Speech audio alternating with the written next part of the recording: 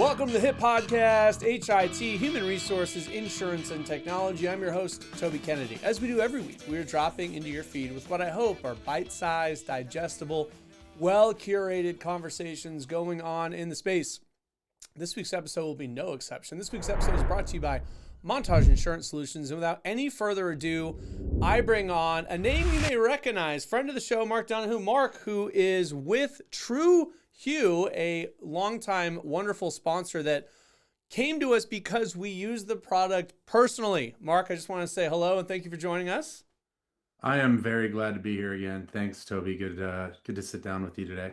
Yeah, I thought last time we covered a lot of really cool stuff, and it's just been fun to watch your guys' platform grow and evolve. And I just, believe in it so much that I was like, man, let's do a follow-up episode. Let's get back together and let's just really kind of put in front of people what's a tremendous solution. So I think kind of diving right into TruHu, I think you're a few different really important things. And I'd be curious to see how you guys think and position yourselves. But I'll start by saying, as a customer, I think you guys are a integral part of an employee communication strategy piece, among other things, right? And what I mean by that is, sometimes you've got deskless workers, or you've got workers that are floating around, or you've got folks that you're trying to get a message to, and sending them an email or hoping that they log into Paylocity is simply not as effective as a quick text message. And so even from, I had an attorney on recently, we're talking about disaster recovery programs and employers needing to build those out. And by the way, requirements to build those out. So, okay, let's say if there's, God forbid, an active shooter on your site, or there's, we in California, we had the fires, right? So are we coming into work? Are we not? And things that change and are super fluid.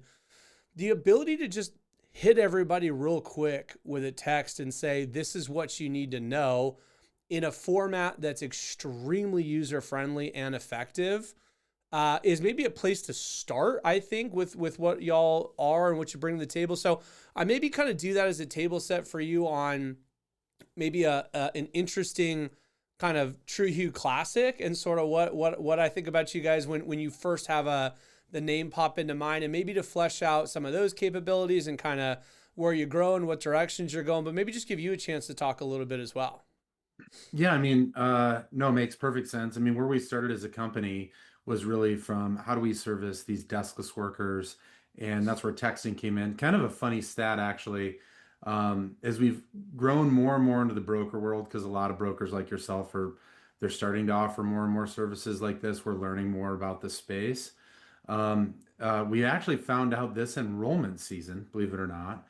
And, for everyone that's listening, hopefully it ended well for you. I know that people are wrapping up now and we're through Thanksgiving, but, you know, but essentially, if you do text and email at the same time, that is doubly as effective as text. And one thing that we see a lot of for the clients that we serve, we see a lot of personal emails that employers have. And with a lot of these personal emails, they're not getting monitored. You're in there with a bunch of spam. So totally get that. But also, the employees are giving like landlines, and they're giving, numbers that they don't still get called at, or they've changed their phone, especially with the blue collar, right? Like it's a whole market segment of folks that employers hire that, like, they just change their phone number. And you see some behaviors that you don't necessarily see. So, like, it's good to have both. So I think the goal is just like find any way possible to communicate with these folks to try to bridge the gap between the HR person, the broker, and so on and so forth, and the employee. Bring So them along with. fundamentally, as a tool, and again, I think we can build from here, but fundamentally as a tool, you guys are, in this initial sense, a platform where an HR team can really just load a bunch of data. Here's all my folks, and here's a few ways to ping them. And then they can kind of go into your platform and they can sort by segment. They can do this property, but not that property. They can do sales team, but not whatever, right? And so being able to quickly sort of bop out messages to all or specifically some or targeted groups of employees in a kind of multi-pronged way is just a super effective way to have an employer speak to the employees. No, I agree. Yeah, it's definitely not uncommon for people to load all of their census file, whether it's from like an ADP or from an eNav, it doesn't really matter. Just load what you have and you'll figure out really quickly, like we're going to tell you, did they click, did they open, did it bounce from an email? What was the reason? Was it because sometimes they're like, no, that's my email, but the inbox is full, right? Or is it a landline? Is it a text message? Did they opt out? Like we give you every single reason code that you can possibly imagine, and it makes it really easy to follow up with the supervisors or the employee directly to get it fixed. I mean, I have. It's very rare when we see an employer that's communicating with a census. They hand us a census file. There are no errors, Right. which, like from my perspective, I just assume there's just employees that they're not reaching and they just don't even know it because they just Right. don't. They don't get the reporting on it, right? Right. And that becomes important when it becomes important. So, for example, one of the clients that we partner with you guys on was rolling out, I think, like either a handbook or like a safety training or something that they Yeah. wanted everybody to touch and feel, and your guys' ability to give reporting back on. So they pushed out the message of this is where it is, and I need you to go in and acknowledge. And then they can see right away who's seeing this, who's clicking it, who's not even getting it. And so just the ability to roll something out to a bunch of employees and get, as you mentioned, reporting back on who exactly saw it, who exactly clicked through it, who just looked at it but didn't click into the link, why didn't they click into it, bounce back this, that, and the third. Amazing. Yeah, that's our number one use case because HR people like they're not marketing folks. Like they don't get a Marketo or a HubSpot and they're not getting a lot of that data through how they communicate. So having that's great for the CYA, cover your butt type Mm-hmm. situation, but also it's great to follow up and for accountability Mm-hmm. because sometimes it's just a simple email with a report to a manager that will get the work done for you, right? Like, hey, can you take care of this and send it back over? And so it's also a tool for them to just save time and not continuously have to follow up on things. Yeah. Yeah. And it's funny because I know initially another request we came to you guys with was about kind of the document storage for an employer. And it's funny because this particular employer, I think that in the South, they say, bless their heart. We had built them multiple different platforms and nothing against Ease or Navigator or some of these companies that we also use quite a bit of, but it wasn't sufficient for this particular client. So we ended up thinking of TruHu as an option. We're like, I mean, we can put all the SBCs and flyers and folders and things in this as a platform if you'd like. And that ended up being the most preferable way to do document storage for this particular group. And I was just like, I mean, hey, TruHu coming with their probably third tertiary, core competency here, still something that they loved. And I think that, it's interesting to talk to you about that as a use case for me as well. Yeah, the intranet side of it isn't as commonly used. Like, I think you're right. Like, that's kind of interesting. Like, oh, they want this for an intranet. One thing that we see, though, a lot that I don't think most brokers typically ask if they're listening, HR people, you know who you are. Like, if you do have like personal emails, right? So OneDrive to use that requires, for the people familiar with Microsoft, it requires to have a login and you got to pay for it. And so we do see a lot of blue and gray collar people. They don't want to pay for everyone to have access to a OneDrive. They don't want to invest heavily. I mean, intranets are not, and they're not cheap. They're very expensive tools to roll out. And so they're looking for something that's, in between, it's deployable, and they can bring everyone to the table to get information. So, yeah, I definitely see it. It's not even what we would say is the top use case, like I said, but Right. it definitely is. Like when we view it, we kind of view the whole like communications thing is there's three formats. There's your proactive outbound, there's your inbound, right? Your feedback. And then you just kind of have to have a collaborative space or space, a third space for people to go to get information that they need. So that definitely falls into that category. Right. So you're saying like, again, in the instances earlier, God forbid, there's an active shooter, on your site. That's an outbound message. That's you pinging people saying Yep. whatever your protocol says to do in this moment or earthquake or whatever it is, right? So you can send that outbound message, and that's just using TruHu as a way to where they sort of log in on the employer end of it, and they build up the message and they click on the groups they want it to go, and boom, it goes out pretty immediately. So it becomes this easy, efficient, super quick way to push out a message. The flip side of that, as you said, is pushing out a message that you're sending them somewhere. And so, as TruHu as an example, as an intranet, this client was basically saying, hey, now that we're done with open enrollment, all of your documents, flyers, SBCs, and mandatory things that, to your point, will not live behind a login, right? You don't need to enter a username and password. We're going to push everybody this link, and this link is going to send them to basically a website that's been built out, by the way, by your people. Us at Montage did a lot of work as well, but us and TruHu take a ton of the work off the employer's desk. So the employer utilization is just, you just dream it and it happens. We try to make it easy. Client experience is something that's really important to us. And, we work within the insurance industry, and that means that we're working with brokers that are managing a lot of things, HR people. I don't know if anyone listening to this, they wear a lot of hats. It's, no one wants one more thing to manage. So we offer a lot of white glove support to make sure that people get up and running. We have execution plans for people right out of the gate. So, our goal is just to make sure that if you're engaging with us, we can add value. Yeah, and I've heard you mention brokers a couple times, and I think there's kind of a shift in focus a little bit from you guys, right? Are you moving your focus sort of in that direction, and kind of what did you learn from the employer side that's driven that change or shift?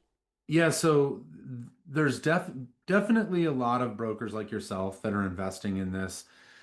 When you did, it's because you care about the employer. It's because you understand that there's a gap that exists, the communication gap, and it's hurting them. And so there's a lot of brokers, we would consider them early adopters, that are trying to offer solutions like that. When I say a lot, maybe a lot for us. I don't think broadly speaking, the market really offers it yet, but I do think that people are waking up to the fact that, like, I'll just beg the question as I say it. If the employer, if their census isn't good and they're trying to communicate with employees, how effective do you think they're going to be at communicating benefits? Like, brokers have a shared interest in this space, but some of the things that we've kind of learned is brokers.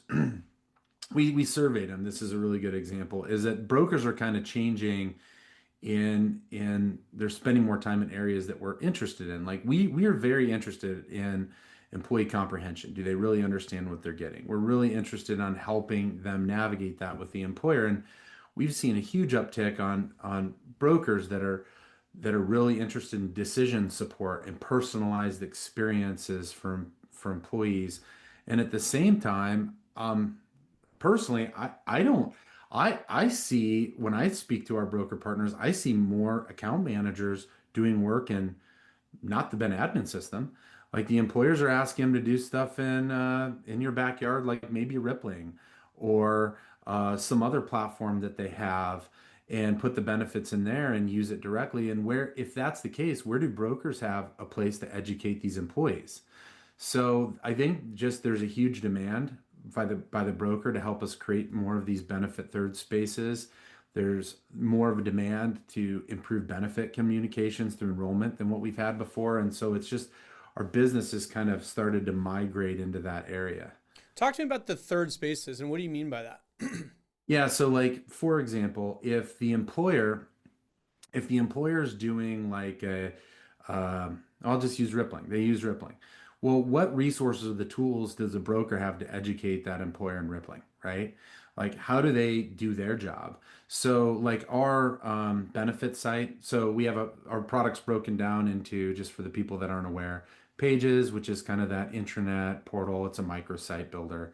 And then it has the communications, that's another, and then we have tasks. Tasks kind of are around your compliance. So the Pages part, this microsite part, brokers can update it. It can embed that microsite into an HRIS, as long as that HRIS or HCM has a place to put HTML code, and you can embed it there. So the broker can still play a meaningful role in the benefit experience throughout the year through that. They can do it obviously in enrollment. It makes it a lot easier to introduce when people don't have to log into things.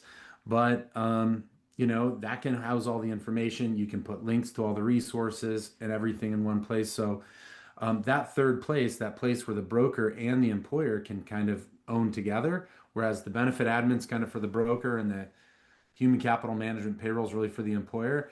That makes it a lot easier to execute, benefit education, both in the enrollment process and throughout the year.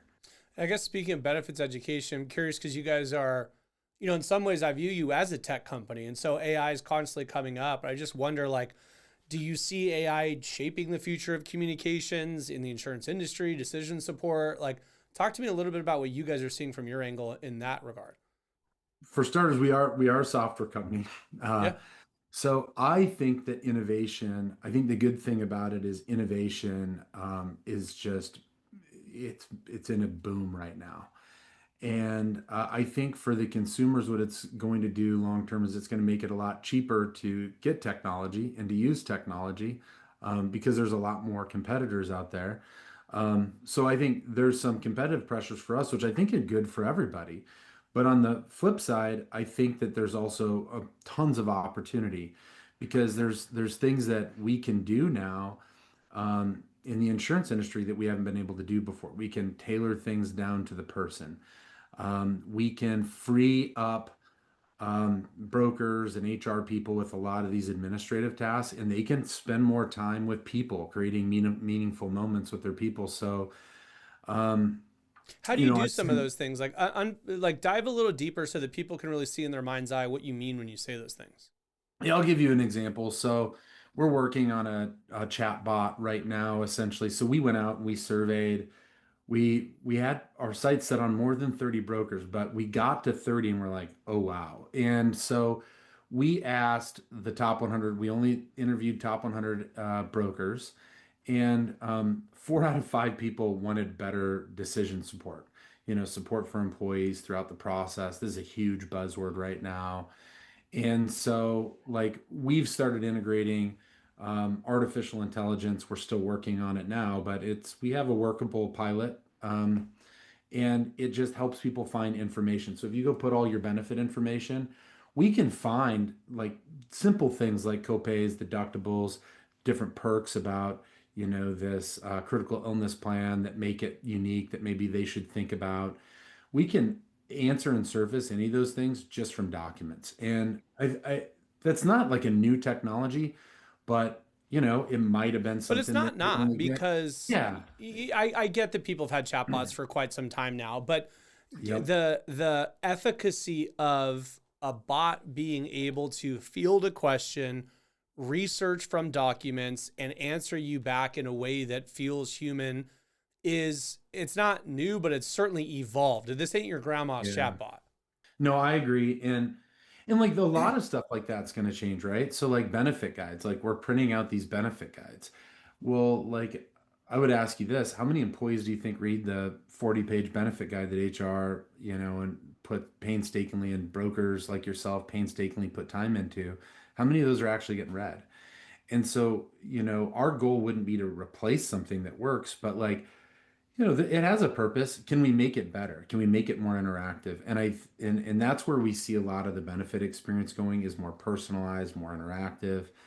And I think that we can expect to see a huge focus on that with AI coming forward. I think Can you you're going talk to to me see that. lastly about the piece that I'll see come up every once in a while? That's just the compliance of all of this, right? So, hey, are you allowed to text my employees? Hey, when you say my documents are being stored, or hey, when you talk about replacing a benefits booklet, just anything in there that might help people sleep at night. Because I've gone down this road with you when the cameras aren't on, and I felt very Yeah. reassured about you as a tool. But just to kind of do it in front of the cameras. Yes, sure. I'll start with the easy one, which is our data. So California has essentially a data protection policy. We comply by it. I think everyone that wants to do business in California has to comply by it. That means that all our systems can do it, right? So we can not save or use anyone's data. That's easy. As far as the text messaging, especially because you're in California, that's definitely a nuance. So we've had tons of different legal opinions from law firms, and here's essentially what the California law reads, which which by the way, for everyone that's concerned, if you're outside of California, you don't really have to worry about it. Every You time I don't. have anyone legal on, it's here's the 49 states and then here's the trouble child California. Yeah. So outside of California, there's two laws. There's TCPA, and then there's CAN spam. CAN spam, just to get that one off the table. CAN spam is really for email marketing. TCPA is actually for telecommunications. And so it basically, and that law changed recently. So TCPA, I'll summarize it. Essentially, employers don't need permission for employees for certain things. So scheduling, to remind them of emergencies, like they do not need permission for anything that that employee would have given them explicit consent to do in the hiring process. You're good. So you really don't need to get explicit consent. What we do is we offer a layer of protection where you can opt out, and you can see who opted out and you can find alternative methods to communicate with that person. The California law is it's a little bit of a doozy. So I'll kind of summarize it up for you. So the California law basically states that you can't communicate with employees on devices. Um, that's really what it says at a really high level, and unless you pay for their device. And so we've seen California organizations run the game between they don't communicate at all, come inside and we'll have a powwow, to we're going to completely ignore the law because no one's really policing it. I think the reality is something close to like this. The way that these lawsuits are being interpreted when they do happen, they're few, far, and in between. It is much more the employer's taking advantage of the employee. I haven't seen one yet where they're not taking advantage of the employee. And I think that's what the law is intended for. But it states, I told you what it states. So there's a couple ways where you can protect yourself. You're really good. We've got 100 over 200,000 people, if I were to guess, based on our whole population that are just in the state of California that get communicated to through our platform. I don't know of anyone that's reimbursing, but the way it's stated is you can pay them to reimburse. So there's a couple ways you can do that. You can work it into their paycheck. You can offer a meaningful way for them to get reimbursed by it. Um, or you can offer alternative methods. Most people, they don't cover it today. Doesn't mean that I'm recommending that or anything. This isn't legal advice. They don't recommend it. They let them opt out. But this doesn't just go for text. This is one thing you might not know. It goes for email too. It goes Yeah. for phone calls too. It's everything. So what happens, what we get a lot of, which I'll just put the confusion to rest, is, well, I email my employees, but I can't text them.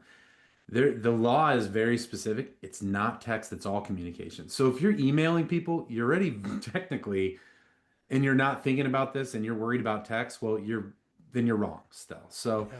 I would just What like to I've share seen that. it best Yeah, described as, it it's might have been in your words, but it's sort of like if you're doing it right, if you're saying FYI about open enrollment, it's really no different than sending a paper postcard. It's not a call to action. I'm not telling you, hey, where's the Johnson file or what did you do on the Smith case? I'm not asking you to answer me. I'm just pushing information to you that would be the same that you'd see in a bathroom stall type of a thing. And, yep. as you said, if you want to bake in some reimbursement down the road, fine. Hey, annual, inbound communication reimbursement. But by the way, when you're doing that, make sure that, like you said, you're not separating email and text because those two are basically hand in glove.